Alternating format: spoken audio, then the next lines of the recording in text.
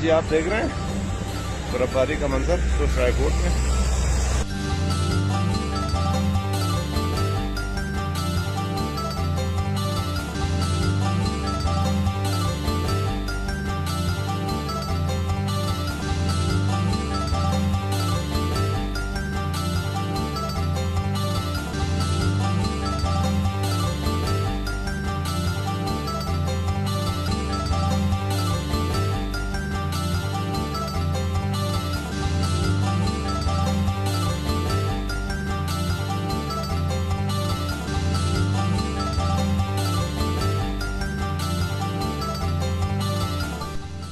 इस वक्त हम स्लिप रोड ड्राईपोर्ट सुस्त में हैं। तो आज ये मौसम सरमा की पहली बर्फबारी है, तो लोग अंदोज हो रहे हैं बर्फबारी से।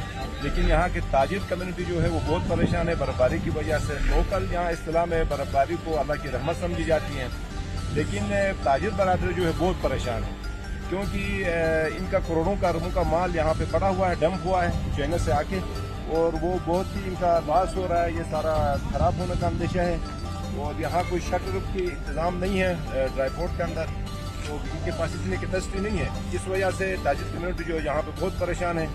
तो यहाँ पे हमारे और भी ताजिर, हम इनसे पूछते हैं कि वो इस बारे में क्या कहते हैं। ये हमारा करोड़ों का माल है, यहाँ पे कैपेसिटी इतनी नहीं है कि गाड़ियों को हम अंदर उसमें कर दें।